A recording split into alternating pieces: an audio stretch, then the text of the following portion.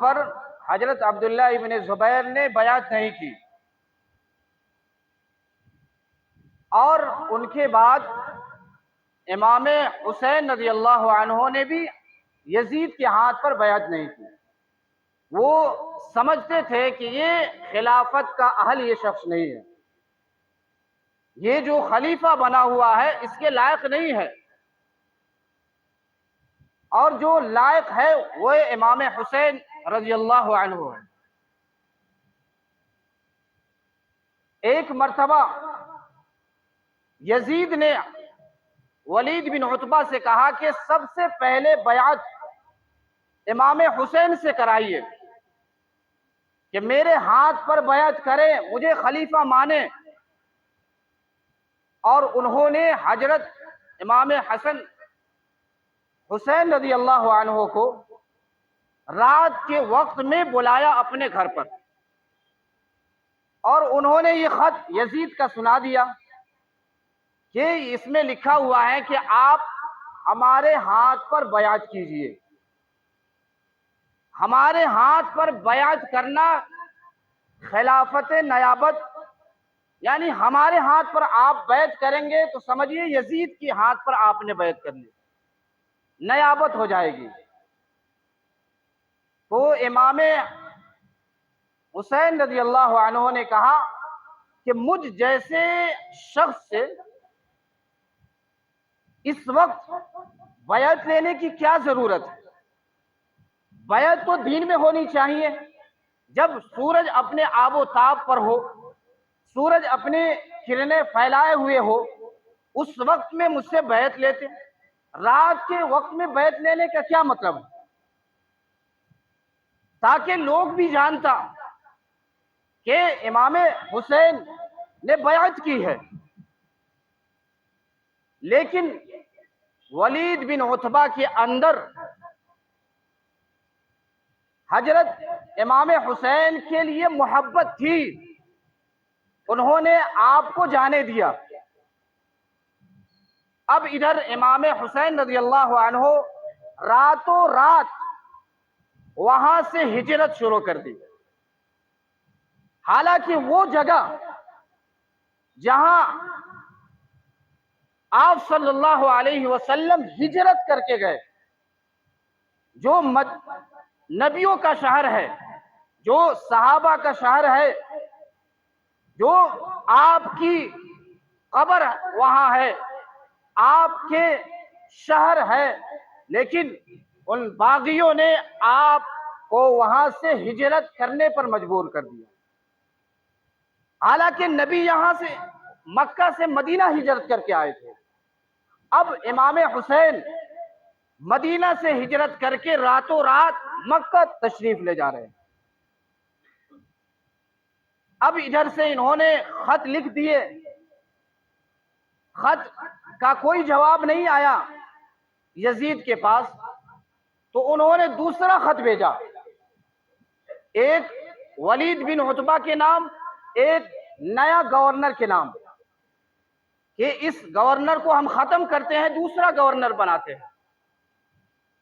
اس لیے کہ انہوں نے امام حسین کے ساتھ نرمی کا برتاؤ کیا تھا، اس لیے انہوں نے اس کو گورنر سے ہٹا کر دوسرا گورنر وہاں بنا دیا۔ اب ان کو معلوم ہوا کہ امام حسین رضی اللہ عنہ یہاں سے ہجرت کر کے مدینہ چلے گئے، مکہ چلے گئے، تو انہوں نے خط بھیجا کہ اس کو پکڑ کر میرے ہاتھ پر بیعت کرواؤ۔ لیکن انہوں نے کہا کہ اس وقت تک امام حسین رضی اللہ عنہ مکہ کے حدود میں داخل ہو گئے، اطراف میں داخل ہو گئے تھے۔ مکہ وہ شہر ہے جہاں ہر شخص کو امن ہے، اگر وہاں چیونٹیوں کو بھی امن ہے، جانوروں کو بھی امن ہے، وہاں بدلہ نہیں لیا جاتا، اس لیے آپ رضی اللہ عنہ امن کے شہر میں داخل ہو گئے۔ آپ وہاں 5 مہینے رہے، لیکن یزید کو یہ گوارا نہیں ہوا کہ آپ وہاں کیسے رہیں، لیکن پھر بھی وہاں آپ کو پکڑنے کے لیے یا آپ کو دھمکانے کے لیے وہاں کوئی شخص نہیں آیا، اس لیے کہ یہ امن کی جگہ ہے، یہاں ہر شخص کو امن ہے۔ لیکن ابھی بھی سازش شروع ہے۔ اب کوفہ والوں کی طرف سے خطوط آنے شروع ہو گئے۔ یہ کوفہ والے جو کبھی وفا نہیں کیا، ہر وقت بے وفائی، انہوں نے امام حسن کو بھی قتل کیا۔ اس وقت حضرت معاویہ رضی اللہ عنہ کی خلافت تھا، امام حسن کو وہاں انہی کوفہ والوں نے تیر مار کر شہید کیا تھا، اور ان لوگوں نے آپ کو مذل المسلمین کہا تھا۔ یہ کوفہ والے کبھی وفا کرنے والے نہیں ہیں۔ جب خطوط آنے شروع ہو گئے کہ آپ آئیے، آپ کو ہم خلیفہ مانتے ہیں، اتنے خطوط، اتنے خط آنے شروع ہو گئے، اب امام حسین رضی اللہ عنہ نے ارادہ کیا کہ اب وہاں اتنے لوگ اصرار کر رہے ہیں، لوگ فرمائش کر رہے ہیں، تو جانی چاہیے۔ لیکن اس وقت صحابہ کی اولاد موجود تھی، حضرت عبداللہ ابن عمر، عبداللہ ابن عباس، بڑے بڑے صحابہ کی اولاد وہاں موجود تھی۔ انہوں نے کہا کہ آپ نہ جائیے، یہ آپ کے والد کے ساتھ بھی بے وفائی کیا تھا، آپ کے بھائی کے ساتھ بھی بے وفائی کیا تھا، یہ کبھی آپ کا وفا نہیں کرنے والے ہیں، یہ ذلیل ہے، یہ منافق لوگ ہیں، یہ آپ کے ساتھ کبھی وفا نہیں کریں گے۔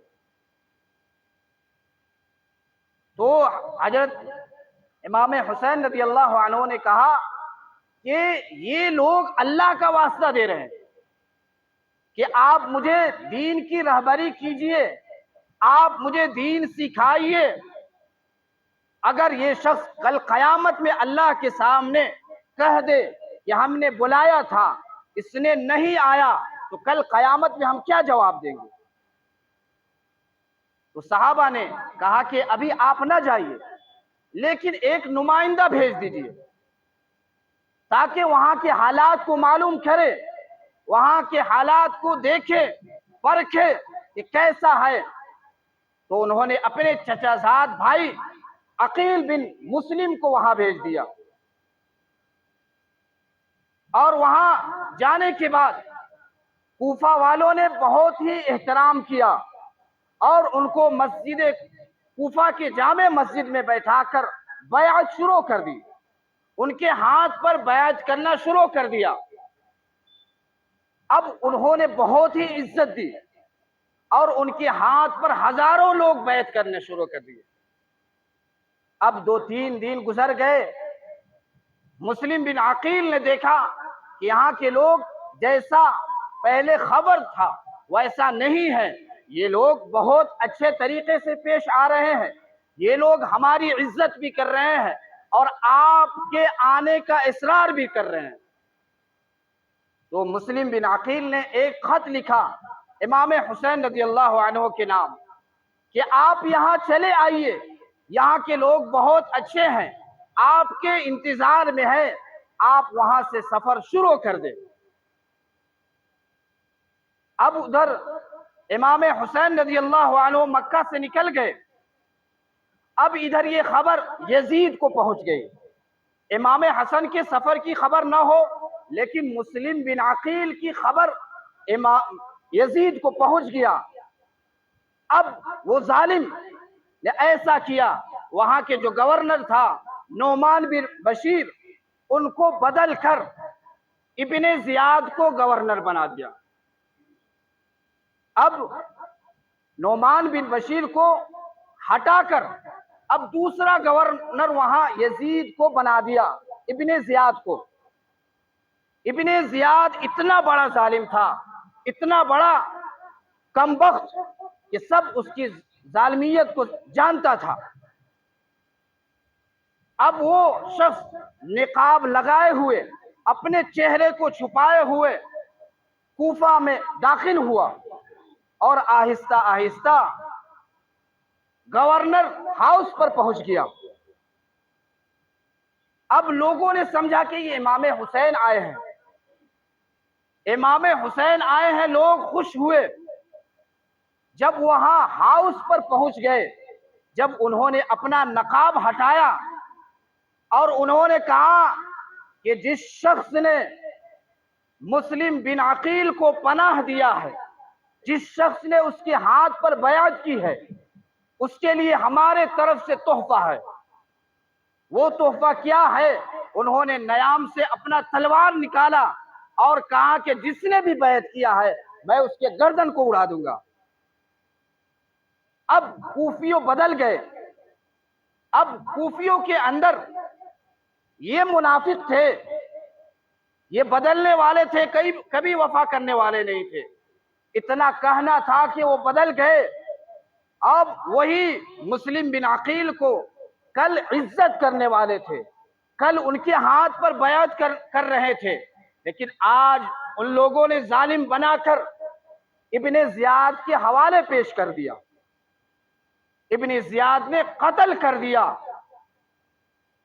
مسلم بن عقیل کو بھی قتل کر دیا، ان کے بچے کو بھی قتل کر دیا۔ اب ادھر امام حسین رضی اللہ عنہ سفر شروع کر چکے تھے۔ ایک جگہ کا نام ہے ابھی دھیان میں نہیں آ رہا، اس جگہ تک پہنچ گئے تھے۔ اب ادھر سے خبر پہنچی کہ مسلم بن عقیل کو کوفہ والوں نے قتل کر دیا۔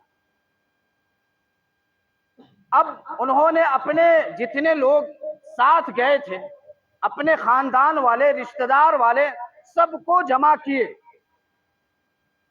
اور انہوں نے خبر بتایا کہ ایسا ایسا واقعہ ہمارے بھائی کے ساتھ پیش آیا۔ تو سب نے کہا کہ ہم بدلہ لیں گے، ہم وہاں جائیں گے۔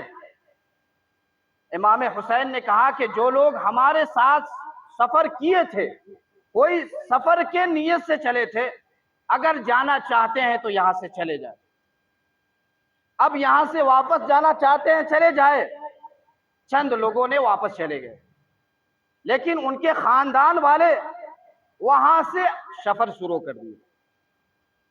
اب ادھر ابن زیاد کو معلوم ہوا تو انہوں نے حر بن یزید کو 1000 لشکر دے کر بھیجا کہ جاؤ امام حسین کے راستے کو گھیرو، امام حسین کے راستے کو گھیرو۔ اب جب آمنا سامنا ہوا تو انہوں نے کہا کہ ہم آپ کے راستے کو گھیرنے آئے ہیں۔ تو امام حسین نے کہا کہ تم کو کس نے کہا؟ تو کوفہ کے گورنر نے کہا ہے۔ تو امام حسین نے کہا کہ کوفہ کا گورنر کون ہے؟ ابن زیاد ہے۔ تو امام حسین نے کہا کہ ابن زیاد کون ہے؟ ہم تو نہیں جانتے۔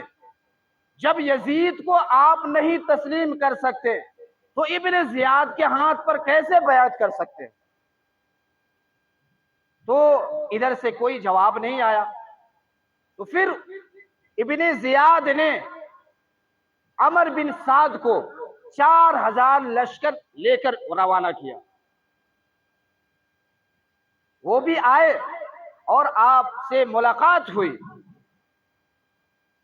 انہوں نے بھی کہا کہ ہم آپ کا راستہ گھیرنے کے لیے اور آپ کو یزید کے ہاتھ پر، ابن زیاد کے ہاتھ پر بیعت کروانے کے لیے آئے ہیں۔ تو امام حسین نے کہا ہمیں تو کوفہ والوں نے بلایا ہے، کوفہ والوں نے اتنے خطوط بھیجے ہیں، ان کے وجہ سے ہم جا رہے ہیں۔ اگر کوفہ والے نہیں چاہیں گے تو ہم واپس چلے آئیں گے، یا ہمیں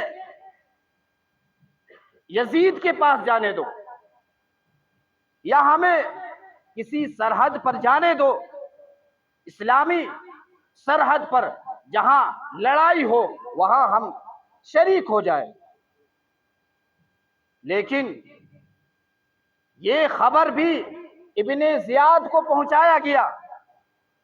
ابن زیاد کچھ حد تک خوش ہوا کہ اب بات بن گئی، اب بات کچھ حد تک راستے پر آ گیا. اب ابن زیاد یزید جانے اور امام حسین جانے، ہم لوگ بیچ میں چھٹکارا پا گئے. لیکن اس کے پاس جو بیٹھا ہوا اس کا وزیر تھا شمر، انہوں نے کہا کہ نہیں نہیں، آپ غلطی پر ہے. یہ امام حسین ولید بن عتبہ کے لیے ایک ہڈی بن چکا ہے. اگر آج ہم اس کو یہاں سے جانے دیں گے وہ آپ کے یہ گورنری ہے، اس پر بھی خطرہ ہے. وزیر نے کہا، ابن زیاد خوش ہو چکا تھا کہ ہمارا معاملہ رفع دفع ہو گیا، اب اس کو یزید کے پاس لے جایا جائے، اب وہ جانے اور ان کا معاملہ جانے. لیکن جو شمر بیٹھا ہوا تھا انہوں نے جوش دلایا کہ آپ ایسا غلطی نہ کرے، امام حسین کو نہ جانے دے. اگر آج آپ نے ان کو نہیں قتل کیا، آپ نے ان سے بدلہ نہیں لیا، تو کل آ کر ہماری جو عہدہ ہے یہ خطرے میں پڑ جائے گا. تو ابن زیاد نے کہا، کیا تم لڑنا چاہتے ہو؟ جاؤ تم لڑو. تم کو کتنے فوج چاہیے، کتنے لڑنے والے چاہیے، تم لو، جاؤ لڑو. تو یہ شمر اتنا بدبخت ہے کہ دنیا میں سب سے پاکیزہ خون امام حسین کے بہانے کے لیے یہی شخص ہے، شمر. یہ بدبخت دنیا میں بھی ہلاک ہوا اور آخرت میں بھی ہمیشہ کے لیے لعنتی بن گیا. اب یہ آ کر امام حسین سے لڑنے کے لیے مقابلہ شروع کر دیا.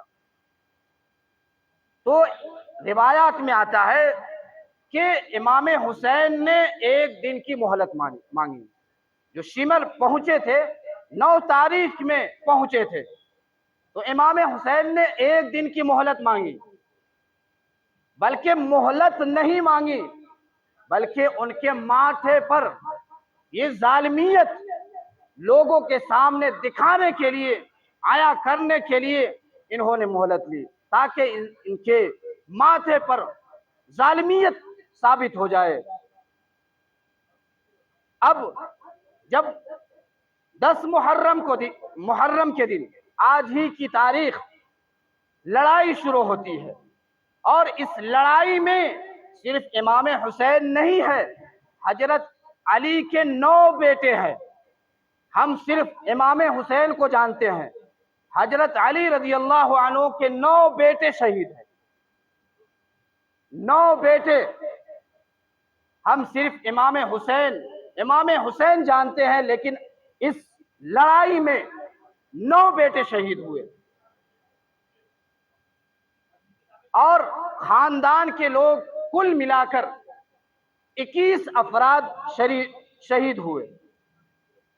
اور ان ظالموں نے حضرت امام حسین کے 2 بیٹے شہید ہوئے، اور حسن کے 3 بیٹے شہید ہوئے، اور امام حسین کے بھانجے شہید ہوئے.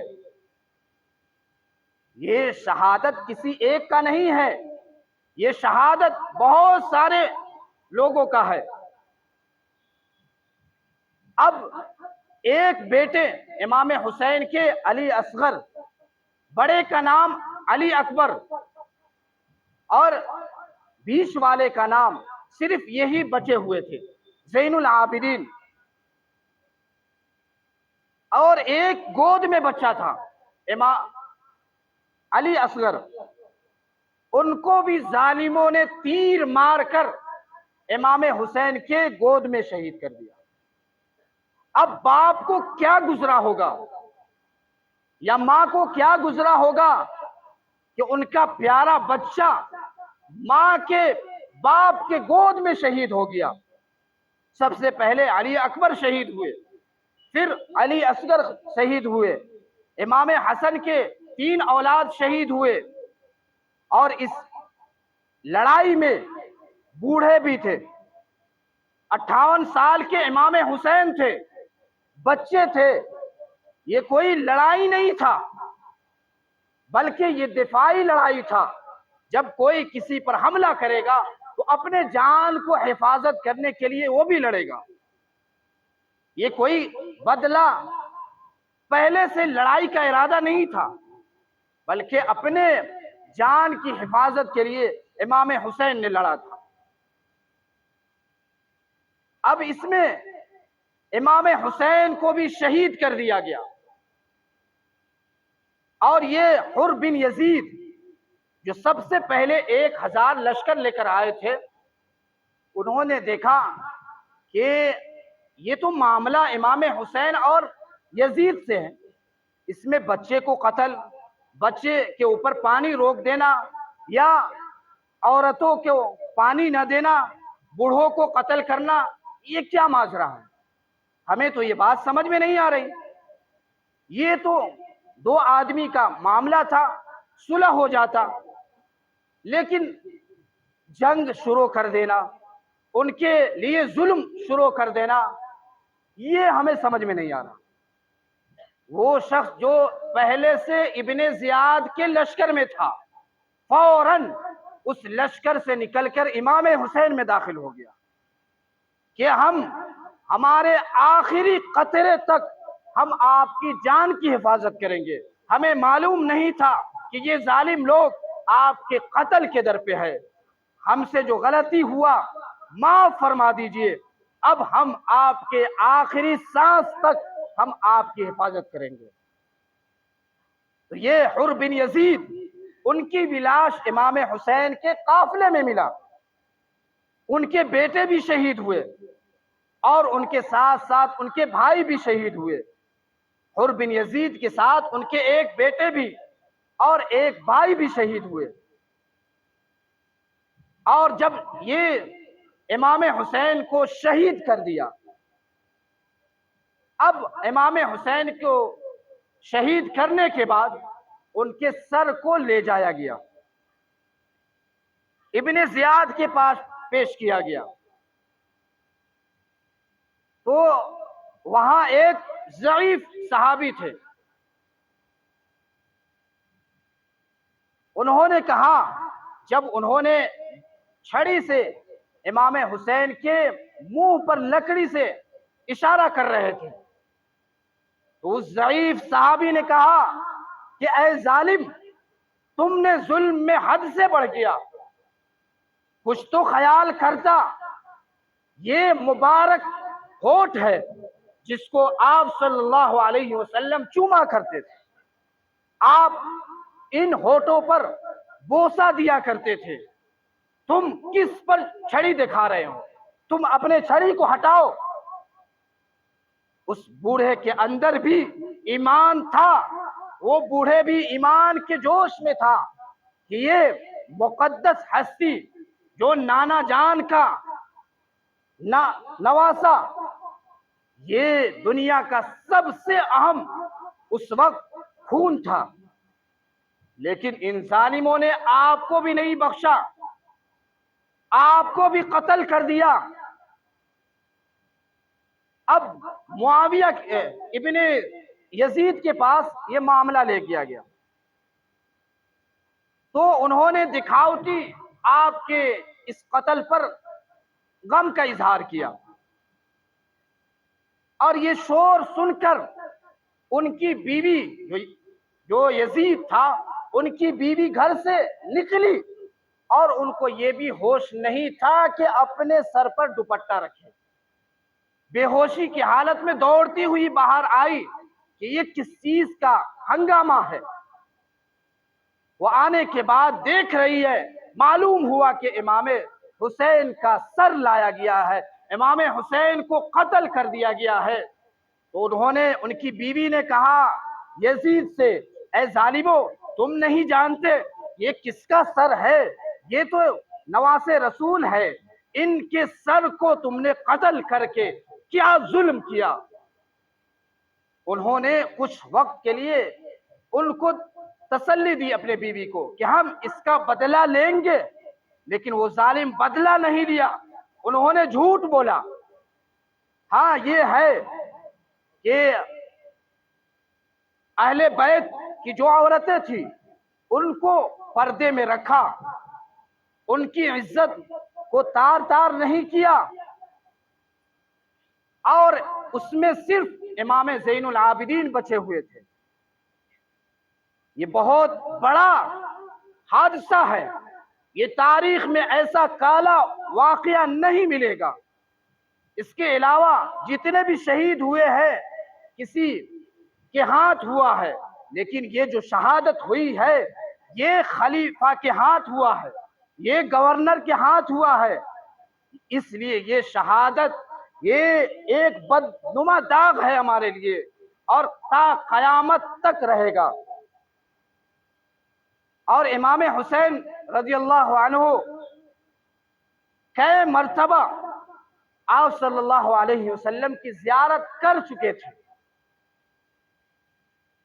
حضرت امام حسین کو آپ صلی اللہ علیہ وسلم نے فرمایا بھی تھا کہ نواسے تم جلد میرے پاس آؤ گے۔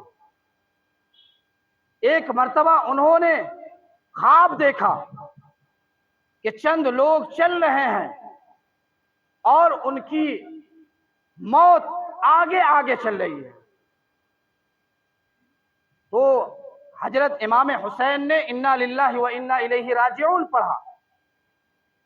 ان کے بیٹے علی اکبر انہوں نے کہا کہ ابا جان آپ یہ کیوں پڑھ رہے ہیں؟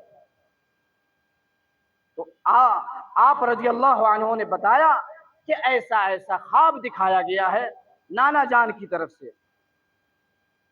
تو علی اکبر نے کہا کہ کیا آپ کا دین حق نہیں ہے؟ تو امام حسین نے کہا کہ بے شک ہے، حق ہے، ہم حق پر ہے۔ یہ واقعات ہمیں سبق کے لیے ہے، ہمیں یہ ماتم کرنے کا دن نہیں ہے۔ ہمیں اگر ماتم کا حکم ہوتا تو بڑے بڑے واقعات بھی ہے، آپ صلی اللہ علیہ وسلم کی وفات بھی ہے، ان سے بڑھ کر حادثہ دنیا میں نہیں ہوا ہے۔ اگر ماتم کیا جاتا تو آپ صلی اللہ علیہ وسلم کی موت پر کیا جاتا، لیکن شریعت نے حکم نہیں دیا کہ ہم اپنے عزیز کے اوپر، اپنے قریبی رشتہ داروں کے اوپر 3 دن سے زیادہ ماتم نہ کریں۔ اس لیے آج کے دن میں ہمیں خرافات نہیں کرنا، ہمیں بلکہ شہدائے کرام کے نام پڑھ کر ایصال ثواب کر دینا ہے، یہ ہمارے لیے بہتر ہے۔ روزے رکھے، اس دنوں میں اپنے اہل و عیال کے اوپر جتنا اللہ توفیق دے وسعت کے ساتھ کچھ خرچ کرے، یہ حدیث سے ثابت ہے۔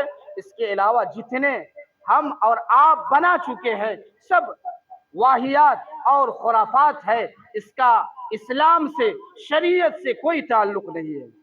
اللہ تبارک و تعالی سے دعا کرے کہ اللہ تعالی ہمیں کہنے سننے سے زیادہ عمل کی